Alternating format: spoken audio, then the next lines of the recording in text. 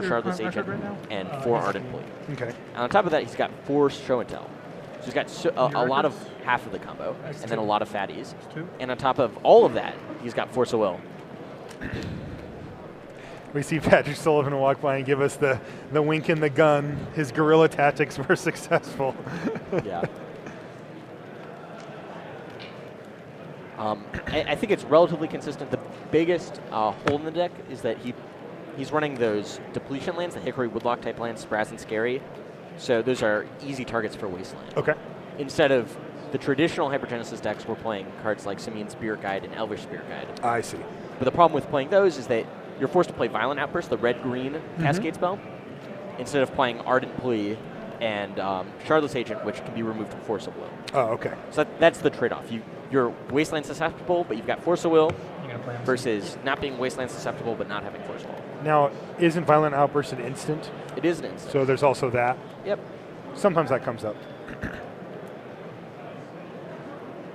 Both these players fighting for their tournament lives here. See, one of them will make it into day 2 tomorrow, one of them will not. Yeah, so this is actually a pretty big match for both of these players. You know, you don't. We're all the way here in Colorado. It's cold outside. You make the big trip, and you certainly want to make day 2. They're both up against it here, especially Josh Utter-Leyton, as he is down a game to James Gates here. Players draw their opening hands. Josh Utter-Leyton on the play here.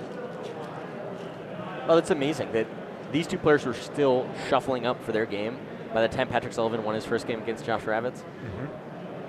That's true. Yep. So Josh looking at his opening 7 cards, seeing if this is the one that can do James in. See some Justin Treadway artwork dragons there on James Gates' sleeves. Does James have Everybody's a keep? stylish here. Let's see if he has it. He's thinking. Looks fairly land heavy, but I can't quite tell some of the spells. So, does he run Ponder and? He can't because of the Cascade spells. Oh, he can't run anything down that low. I keep forgetting. He peels a Show and Tell off the top. We'll play turn. That's the blue sack for 2. 1. I'm not sure which land it is. It's white bordered.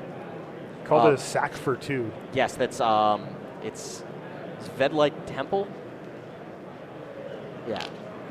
It's the one that taps for 2 blue. You can tap it for just a blue or tap and sacrifice it for 2 blue. Okay.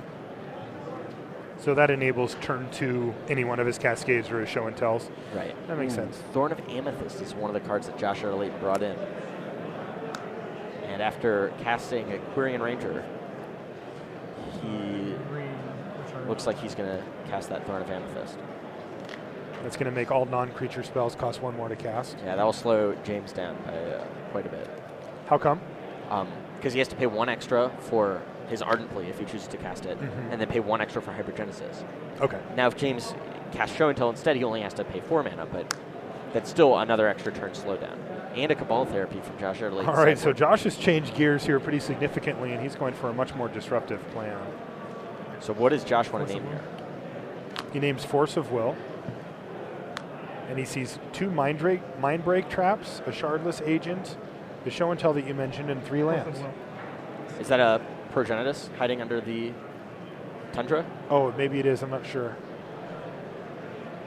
So now if Josh Utter-Leyton tries to recast that Cabal Therapy, James Gates can counter it with his Mind Break trap. Kevin Mom, please come to the event stage. Or exile it from the stack. Yeah.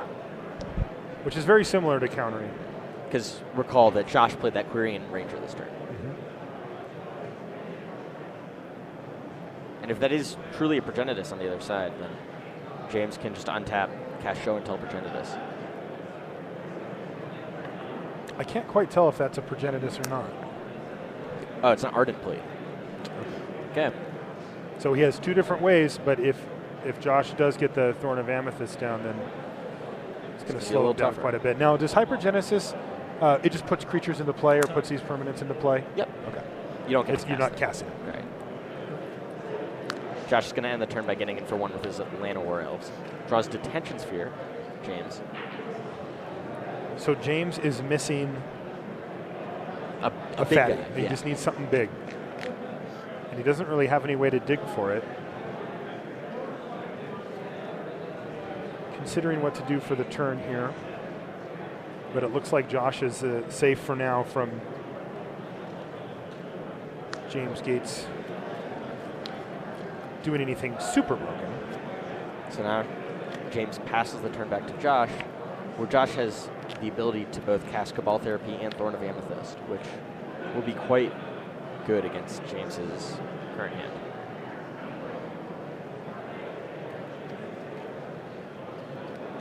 So the Mind Break traps.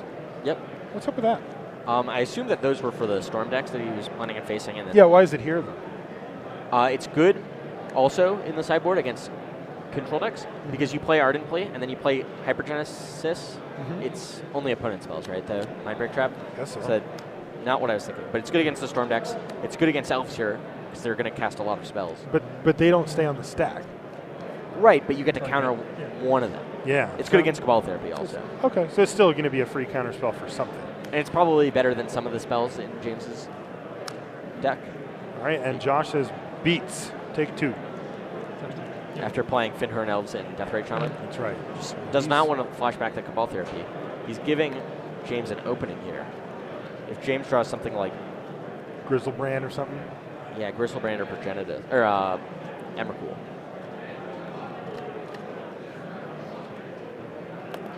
All right, looks like James is going to crack that fetch right now. Thin his deck a little bit. Yeah, give himself just a slightly better chance of drawing one of those huge creatures that he needs so that his show and tell.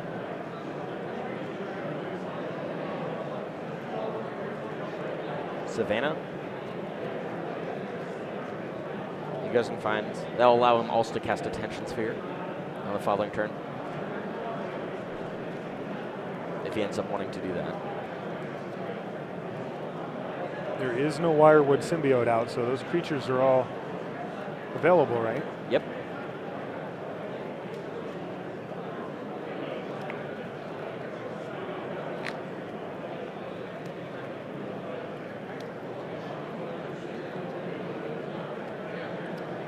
Okay. Big draw step for James here. See if he can hit something huge. If he doesn't, he hits Flooded Strand. It's not huge. And, yeah, I mean, does he bother playing Detention Sphere on something here? It looks like he's going to. Oh, he's just going to play a Shardless Agent? To play the rest of his lands and cast Detention Sphere, or play Detention Sphere.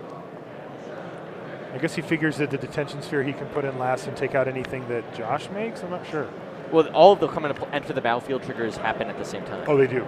Yeah, once Hypergenesis is finished resolving. So we get to see a look at James's deck, revealing all those fatties that were not in his hand. Maybe this is also a semi-bluff from James, hoping that Josh has something, some form of disruption. But does not. Here's the Hypergenesis, and he says, take a look. Casting. Huh? Not casting. Not casting. He's just not casting the Hypergenesis? That's what he said. Okay. He said, I'm not casting it. All right, so what would that bluff give him? I don't think it gives him anything in this game, but it's interesting that he's just playing Shardless Agent for fun. He's just playing it as a 2-2? Is that what's happening? Yeah, I think so. Because he threw Hypergenesis back into that pile even when Josh... No, I know that's what's happening. I just don't know why. So he's got a blocker? Okay. I guess so. I mean, he still has show and tell if he draws something huge. Yeah. And Ardent Plea.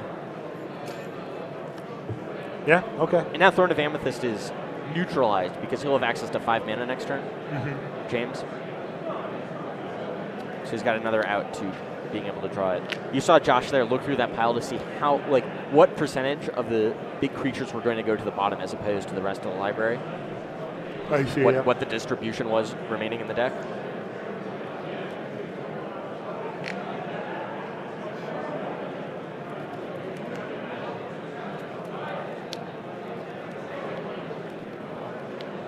So it feels like James might have just said, well, I'm going to do something this turn.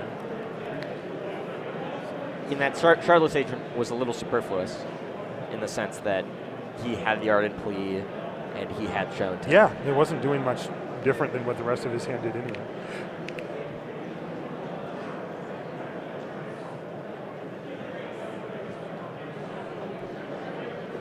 And he knows it's going to be a few turns potentially before he does draw into something huge. So he, taking 4 a turn or whatever, maybe even 5 a turn. Green. Doesn't seem that appealing. Right, Josh is going to make double green. It looks like he's going to get a Progenitus here. Yep.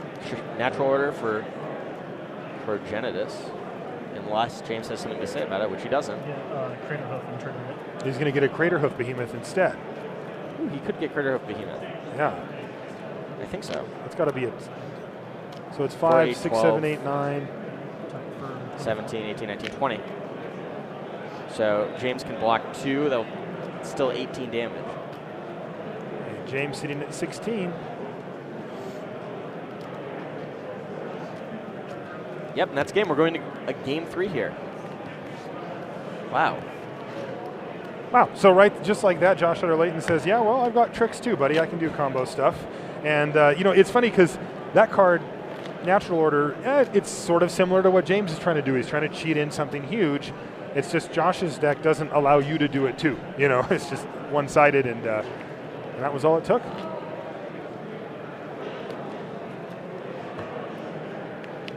I know that I was talking to James, who's playing his first or second round, and his opponent went, show and tell, turn 3 show and tell.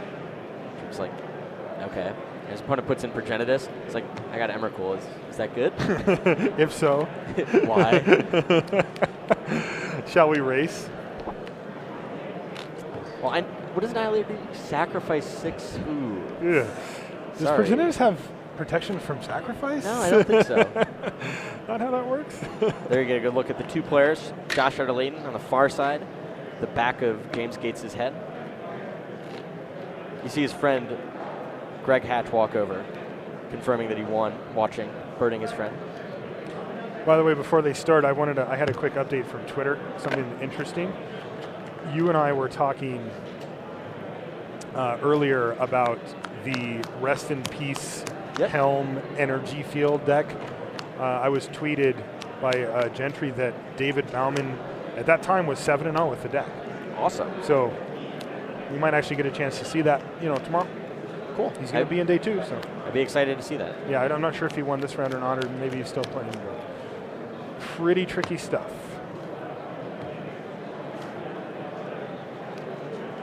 So these players are getting ready for game 3. Probably unlikely that they're going to change too much. I know that James has Leyline of Sanctity in his sideboard, so he could put that in to prepare for Cabal Therapy. Okay. It's not unreasonable. I mean, certainly better uses for Leyline of Sanctity than against the Elves deck running a few Cabal Therapies, but well, it's either Cabal Therapy or the Mindbreak Trap. Which do you think would be more effective? I'd probably go with the Sanctity, the Leyline myself. Okay. I don't know. I mean, countering, which spell from Elves are you, you counter their Regal Force or something? I guess so. I mean, that's good. It's just not the punch that you want, when the Storm player goes off and you show a Mindbreak Trap, you feel pretty great. Yeah, of course. You just counter their Storm spell. Yeah. You counter something that's really difficult to counter, but with this, you're not really. I suppose one of the reasons to play Mindbreak Trap is James is familiar with which build of Elves Josh Utter-Leyton's playing. Some builds of Elves were playing cards like Emrakul, so you could use Mindbreak Trap to remove Emrakul from the game.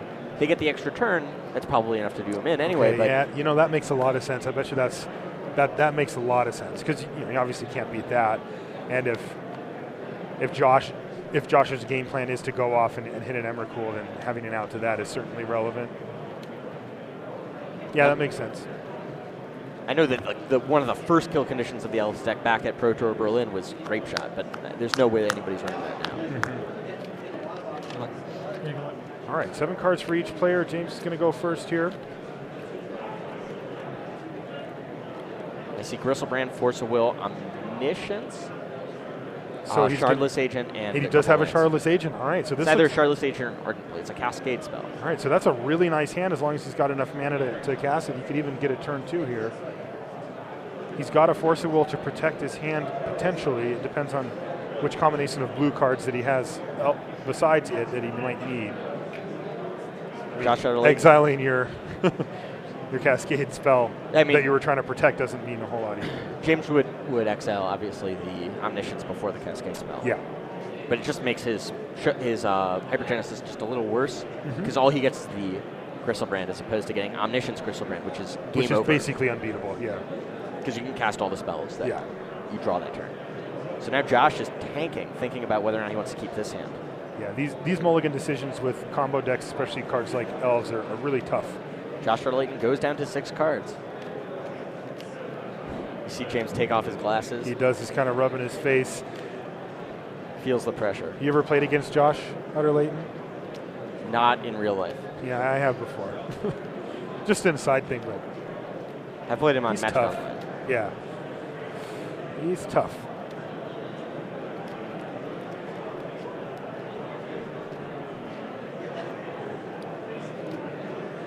Okay. All right, glasses are coming back on for James Gates here. Let's see what 6 cards gives Josh. This one, for those of you just joining us, is in the last round of day 1 here from Grand Prix Denver. It's Josh Utter-Leyton versus James Gates, and they're tied at a game apiece. The winner of this will advance to day 2. The loser will not. Josh is playing Elves combo, and James is on Hypergenesis. And Tell. Can I just do that? Can you just add Antel to anything? 6 cards for Josh. Looks at his opener. Seems powerful. It's got a Cabal Therapy and a Glimpse. Does it have lands? That's a good question. I It has do a see- Dryad Arbor. I see a Dryad Arbor. That's a land. A slow one, though. It is a little slow. I mean, he can't count on James, lightning bolting into it or anything, so even if it is going to survive, is it too slow? Apparently not. Sprazen Scary comes down for James Gates.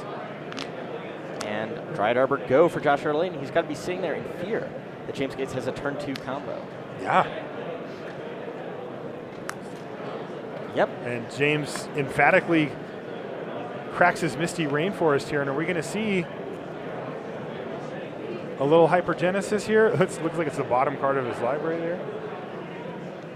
He has 3 mana at his disposal. Yeah. So he'll go get a Savannah.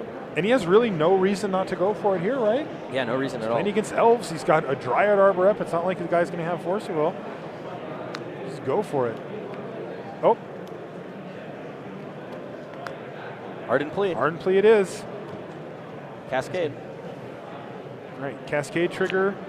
So Ardent Plea is on the stack. And he's going to keep going until he hits Hypergenesis. There And we there go. it is. You want to take a look? He's going to put Hypergenesis in the stack this time, though. Yes, he is. All right, those cards are going to go on the bottom of the library, and they need to be randomized. Rob Cooley and Mike All right, Pearson. So starting with James, Please come up to the main event stage. he's going to put Rob Cooley and Mike Pearson. Hickory Woodlock. Doesn't quite have that counter yet because Hypergenesis hasn't resolved. So we're going to see some huge fireworks here on James Gates' side of the table. It's Josh's turn now to put something into play, right? Yeah, I think he passed. Okay. Gristlebrand comes in for James. And in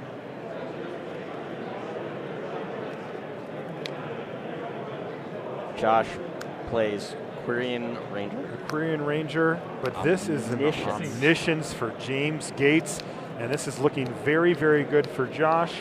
For James. Looking very bad for Josh, as all he can do is put in a couple of 1/1s. So James passes on Hypergenesis. Not his turn, but on the Hypergenesis, and then Yep. the Ardent Plea will resolve. And he's going to be able to draw 14 cards here and play any of them for free. Yeah. So Hypergenesis resolves. Both players pass. Yep. James draws 7 with Gristlebrand. So he's really looking for an Emrakul. Emrakul right here. If he finds an Emrakul in these first 14 cards, then that should be it. So that's 7. I see a bunch of lands. I mean, it's still He still has a Grizzlebrand after all is said and done, but he can open the door for Josh Utter-Leyton to go off if he can't find something. I think James, before drawing that second time, should have cast one of the Cascade spells, because if I remember correctly, he shuffled 2 of his Emrakuls away. There's one right Okay. now, though. And that's Emrakul, and Josh Utter-Leyton scoops up his permanence as Emmercool Grizzlebrand and friends take it down for James Gates, advancing him to day 2 here from Grand Prix Denver. Wow.